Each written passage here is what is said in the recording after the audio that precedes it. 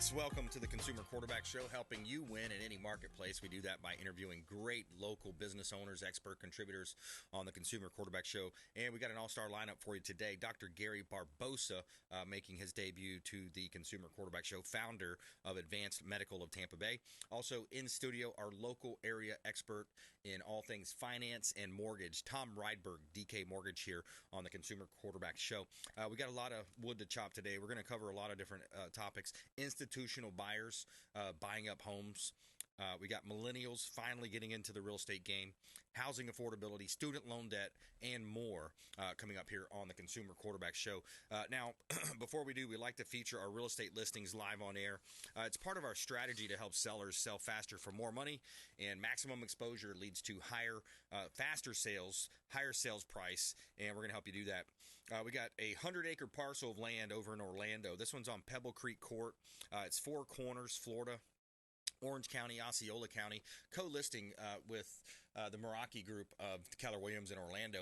100 acres, $13 million, prime development opportunity, excellent location for short-term rental community. You're close to Disney, Universal, SeaWorld, downtown, and more. And this is prime land for development. Pebble Creek Court in beautiful Orlando, Florida. One of our hot vacant land listings right here in beautiful Orlando, Central Florida. We also have another property listed at 14 Baywood Drive in Palm Harbor. This is a single family home in Pinellas County, bay access. The community has a boat ramp, boat docks, and of course bay access out into the Gulf of Mexico. 14 Baywood Drive, Palm Harbor. Beautiful listing from the Platinum MVP team at Keller Williams Realty. 2,913 square feet, 4 bedrooms, 3 bath, and you have a completely remodeled 3-story home here. Wood burning fireplace in the living room, vaulted ceilings, pool, and screened in back porch. Waterfront community. You can see all of our real estate listings at platinummvpteam.kw.com.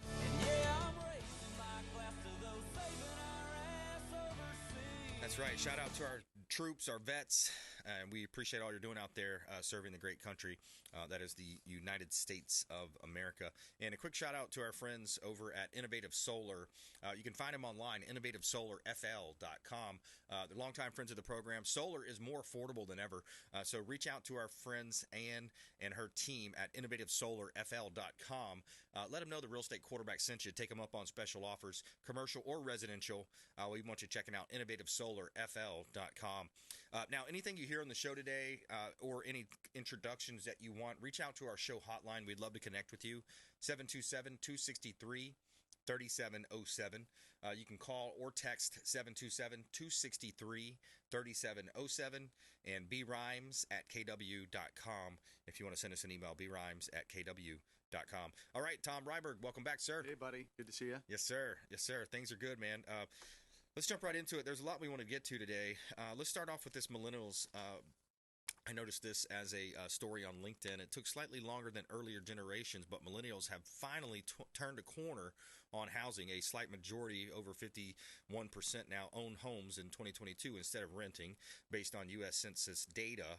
Millennials hit the milestone at the average age of 34, while Gen Xers were 32, and on average, and boomers were 33. For millennials who haven't made that leap into home ownership yet, most are pessimistic. This is what got me. Yep. Most are pessimistic they'll ever be able to afford a house, based on a Harris Poll survey. It shows 69% believe they're priced out, 56% consider that dream dead. Yeah, that's a shame. Them getting into the housing a little bit later than past generations, that's not that surprising, just because they're getting married later. Yep. More women are having careers, so I think that kind of makes sense. It doesn't really. And it was only 1 year. Yeah, that's not that big of a deal. I think the more concerning part is that they have a negative outlook on housing and maybe the value, and don't think that it's affordable. So, we've talked about this. It's little changes in budgeting and lifestyle and starting early, and there is opportunities for everyone. Maybe not, again, you don't start from here and get to here. Right. You got to take some baby steps sometimes. Yep. And I think they'll realize that, and I think, hopefully they'll rethink that as time goes on. Tell me about student loan debt kicking in. That was one of the topics we wanted to hit on. Yeah. So I think we've kind of forgot, a lot of those, unless you had student loans, then you didn't forget that those were on pause for most of the time during COVID. and then you could still pay them, but a lot of people took the opportunity not to pay them. And then there was this bill to eliminate student loan debt, and there were some restrictions, and then there were lawsuits. So I think that paused a lot of things. And I think this summer they're due to kick in again. And so that is going to be a big issue along with inflation. It's another debt that people are going to have to come to realize. Now, from a lending side, even though people weren't making payments for the last 3 years, Fannie Mae, Freddie Mac, FHA, we still looked at student debt, and we would assign a debt load to it. So if you had a $10,000 student loan, we'd take 1% of that, and we'd say that's $100 a month for Fannie Mae. Freddie Mac and FHA would take 0.5%, so $50. Okay. So, but 10,000, a lot of people have a lot more student debt 50 or 100,000. They may have 100,000. Yeah. So then it really became like another obstacle. But rightly so, it was good that they at least had to qualify with some estimated payment. So when those payments do kick in this summer, those people have already kind of been forced to budget for it. So, but it's going to be another challenge for first-time home buyers to try to get into the housing market. Yeah, I agree with you, Tom. We're talking with Tom Rydberg, DK Mortgage, here on the Consumer Quarterback Show. Now, we've got one of the weakest dollars we've probably ever had in the history of our country, and it's due to this printing and some of these. Of course, every time there's a big, catastrophic event, something along those lines, everybody's printing money. We're scrambling. We're taking away rights in many cases. But here, listen to Steve Cortez make the argument for Janet Yellen being the worst Secretary of Treasury in the history of our country. Here's what Janet Yellen said. This is from a Reuters article. U.S. banks may tighten lending and negate the need for more rate hikes. So to translate that, from our Secretary of the Treasury, who I believe is by far the worst Secretary of the Treasury ever in the history of the United States. It's an absolute atrocity that she is the inheritor of the effective seat of Alexander Hamilton. But what she's saying there effectively is, we are going to crash the economy so badly that will take care of inflation. And listen, that may in fact happen, all right? Inflation may dial down because the economy is in such intense pain and there was such a deep crisis that it actually pulls back on inflationary madness. But that is still the worst of all scenarios. And the fact that she's actually willing to say that publicly, she also publicly over the weekend admitted in some uncharacteristic bluntness from Janet Yellen that the United States dollar is in danger. And she admitted that the dollar is in danger precisely because of the harsh U.S. sanctions that the U.S. has imposed because it insists on escalating the Black Sea crisis between Ukraine and Russia. And she admitted that many of the largest players in the world are now looking for dollar alternatives. Yeah, so we've heard that. We've seen that. They got the BRICS, that whole BRICS, alternative. You got the petrodollar. What's the worst part is it's pushing our enemies together. Yep. China, Russia, all these other countries. Yeah, so I do think that inflation is a big concern, and rightly so. I think we've talked about this. The frustration is to let some of the policies and the rate hikes take effect. We're starting to see the economy already slow down, so maybe take a little bit of a pause. But in the last couple of weeks, it's definitely they're raising rates again, and I think that's already been built into the market right now. But the other part that people aren't talking about is the unintended consequences of all these rate hikes. So we had talked about some of the banking collapse, but there's a lot of commercial debt that is needing to get refinanced in the next couple of months, right? Yes. And those companies had sweet deals. They had really low rates on their commercial deals. Well, the banks, you can't lend out money at 4% if you have to pay CD rates of 5%. Right. So I think there's going to be a big wake-up call, and ultimately that's inflationary, and those payments, debt is going to trickle over for those businesses to the consumer. So I think if they would just wait and let some of this stuff play out a little bit, just if you pause now doesn't mean you can't start up again in 3 or 4 months. Yeah. So we'll see. Well, you touched on a good point there too, Tom, is the commercial debt. Like, how much commercial, what kind of shifts have we seen over the last 3 years? Well, you've seen workers wanting to stay home and not go back into the office. So what does that do to office space? Yeah. Right. So how does that trickle down? What's the net effect of that? What do you think that's going to play out? Well, it'll be different in different regions. So I was like we always talk about Florida and, the advantages of it. And there's so many people that want that smaller. So I think, your mid-size, small office space, 2,000, 3,000 square feet. Yeah, I think there's still a lot of value in demand for stuff like that. But yeah, your big commercial space, like 5 stories of a high-rise office building. No, I mean, talking to my friends back in Chicago, I mean, that's a completely different animal, and there's a lot of pain that's still going to be felt on the commercial side there. Those cities are dying. I think a lot of those cities are just headed for a huge downturn. It is. With crime, combine crime with what we just mentioned with the office buildings, even look at attorneys. Even attorneys are doing more cases by Zoom, right? And now they like it. People are like, hey, it saves me a trip, and we're who knows? I mean, it gets into the fuel economies and all those different parts. Yeah, and I definitely think that flex time. So people are going to have office space, but they're not going to need as much, right? Or shared space. So if you have 100 employees, and if everyone's not coming to the office, right, and they're coming in, 25% of the time, well, you probably need, half the space that you did 5 years ago. Yeah, exactly. So, commercial side. Talk to me a little bit about this affordable housing idea you had earlier. Well, it's a big challenge. As much as we talk about rates are going to come down next year, people still have to pay their mortgage now. So right. People are scrambling to try to find alternatives. And in Florida, it's really a unique market because if you get away from, maybe the Sarasotas, the Lakewood Ranch, downtown Tampa, you have great communities that are still great places to raise a family and et cetera. And I get a lot more calls for double wides and people that, they find a piece of land and they want to do that. So I think I'm a great proponent of that, but people have to be aware of some of the pitfalls and some of the challenges from a lending side. So you definitely need to own the land. If you get into one of these parks where you're doing a lot rent and you want to get a trailer, that's fine, but you're not going to get a conventional or FHA loan. You're going to have to get a high interest rate, and they're very hard to qualify for because it's not quite the hard asset, and they tend to go down in value. But if you are near a community, and I know your office is, works on that because I've talked to some of your team members about, you find an acre, half acre, it's utilities, it's on a slab. And some of these properties, you couldn't even tell that it's a double wide. Right. I mean, they're beautiful. Those are great alternatives. Right. Yeah, I think more and more people are looking for that land. Give me an acre, give me 5 acres, and they're looking for that land in Pasco County, maybe even north of that, maybe out Polk County area. For sure. People are looking for that. You can still find spots in Hillsborough County, even a single family home on some land. More and more people are looking for that. They're looking to get out of that downtown, that hustle and bustle, those suburb, where it's, smaller than quarter acre lots, up to 10,000 square feet lots you see from time to time. But yeah, we want you working local here, folks. Work with the local lender, Tom Rydberg, right here in beautiful Tampa Bay. Don't support the big banks. That those are the companies that take the bailout money every time there's a disaster. They're lining up, taking the corporate money.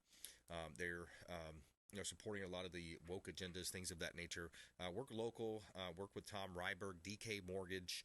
We're going to take a quick break. When we come back, we're going to jump into, I got another clip I want to play about institutional buyers. We're going to talk about some of the effects of these institutional buyers like BlackRock, Vanguard, even Zillow was buying up single-family homes, competing against Americans trying to buy a home, or these huge corporations that have trillions, literally billions and trillions of dollars, and it's not fair. There's something that needs to be done about that. More with Tom Rydberg here on the Consumer Quarterback Show, ConsumerQB.com. All right, welcome back. Thanks for sticking with us. Brandon Rhymes here, Consumer Quarterback Show, powered by the Platinum MVP team at Keller Williams Realty, helping you win in any marketplace. Also, your real estate deals. If you're buying, selling, or investing, commercial, vacant land, or residential properties, we can help you win. Quick shout out to our friends over at Replenish IV Solutions, Stephen and Lisa Gunnan. They have a great company. They do vitamin infusion drips directly into your bloodstream. Kind of, you heard of maybe the Myers cocktail. Multiple Bay Area locations, online at replenishivsolutions.com. Make sure you let them know the real estate quarterback sent you. All right, we got Tom Rydberg in the house here. More from Tom coming up. We're going to jump into this institutional buyer topic here. Before we do, I want to let you know about a couple of hot listings. 3058 Mildred Drive, Palm Harbor, Florida, on Lake Tarpon. Lake Tarpon is the largest lake in all of Tampa Bay. 2,500-acre lake, 1,380 square feet, 3 bedrooms, 2 bath, beautiful canal front home. You've got your own private dock, private pool, screened-in pool, and a beautiful home here on a corner lot with no HOA. And it's a beautiful opportunity right here in Pinellas County, 3058 Mildred Drive, Palm Harbor, Florida. All right, let's look at another listing of ours. We've got a property at 4501 Garnett Drive. This one's in Pasco County, Gulf Harbors, Pasco County, waterfront, beautiful. Another property here from the Platinum MVP team at Keller Williams Realty. 2,215 square feet, 2 bedrooms, 2.5 bath, private community boat ramp, open floor plan, cathedral ceiling, fireplace in the great room, upstairs loft, and it's a golf cart friendly community. 4501 Garnett Drive, Newport Richey. You can see all of our listings at platinummvpteam.kw.com. This is God's country. All right, Tom, I got a clip I'm going to play here. But before I do you want to mention anything about institutional buyers, what you've kind of seen on your end? Well, I don't run into it directly from, they don't come to me for a mortgage, but yeah. I feel the pain of a lot of my clients trying to compete with them to win a deal when they have kind of unlimited funds to work with. And I think slowly but surely you've seen situations where they kind of take over a neighborhood and all of a sudden you have all rentals. And I think, rentals aren't inherently bad, but when they take over an entire neighborhood and they kind of have a monopoly on what people are paying for rent, I think it becomes a problem. Yep. So I know some communities have put in like rental restrictions on the density of rentals, having to get licensed to be a landlord. So there's definitely things that, people are slowly trying to do, but I think this is a really interesting story. So I'm going to play this clip here. This is Steve Cortez talking about institutional home buying. Patriots, you surely know people in your life who are struggling to buy a home. Could be young citizens who are trying to get their lives started, or the hard-working strivers, the working class folks who are aspirational and want to be upwardly mobile. All of them finding it nearly impossible to buy a home, largely because of Biden's inflationary fiasco that makes interest rates soar and mortgages unaffordable, but also because of increasing institutional investor participation in the single-family home market. Let me show you what I mean by the numbers. Used to be near 0% of homes were sold to institutions. It got into the double digits by 2020. By 2021, 13.2% of all single-family homes were bought by institutions. According to MetLife projections, that number is going to be 40% by the year 2030. We're not too far from that right now in the state of Texas. Almost a third of all homes being sold to institutions, the majority in Tarrant County, and they're paying up. They're paying 70% above the statewide median price for a home in the state of Texas. So we're seeing that in Florida too. I mean, that's an alarming number. 1/3 of the property sold in Texas. Institutional buyers, I mean, expected to be 40% by the year 2030. I knew they were high. I had no idea they were that high. Right? Yeah, that's I mean, crazy. it's unbelievable. It really is. And what really frustrates me is that, you hear the old, the old adage of the American dream, right? The American dream. I think it's not only home ownership, but it's also to be able to run your own business, to be self-sufficient, to own, have that pride of either ownership in a business or a home. They're slowly taking that away from us. Yeah. These elites, these bureaucrats, these empty suits in Washington, D.C. and throughout the country, and a lot of their cronies and a lot of their lobbyists. But when you start messing with home ownership, it gets into what I've heard it likened to is the tragedy of the commons.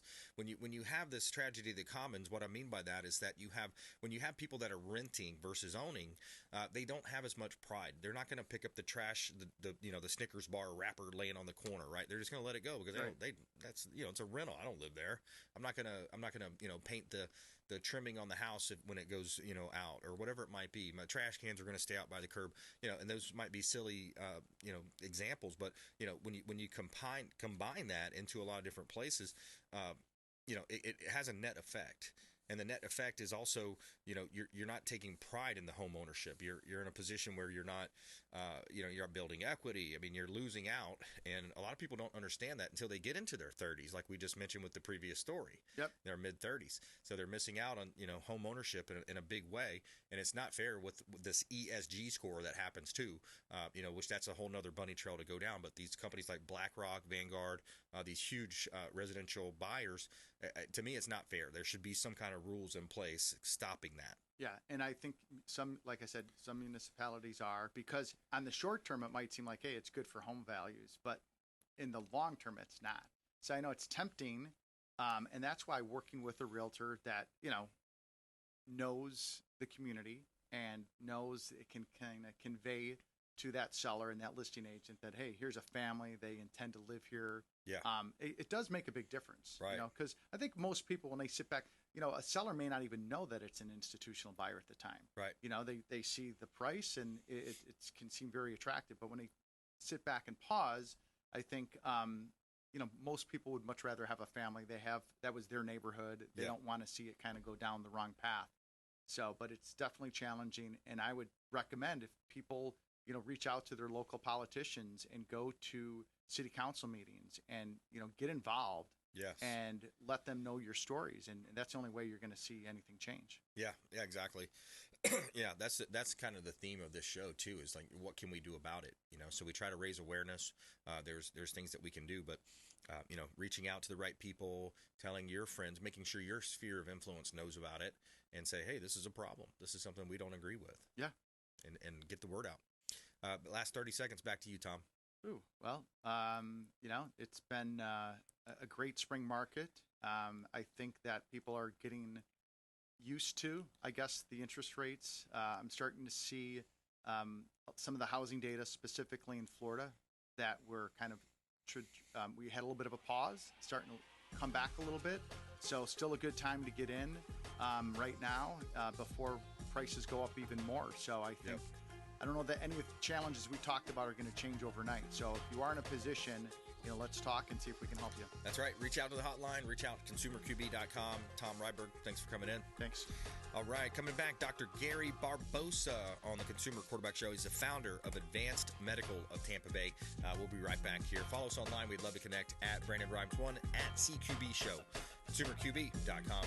Thanks for listening to my daddy's show. Please make sure to send him all of your real estate deals and subscribe to the Consumer Quarterback Show podcast on iTunes and Spotify, or check out our YouTube channel. Have a blessed day.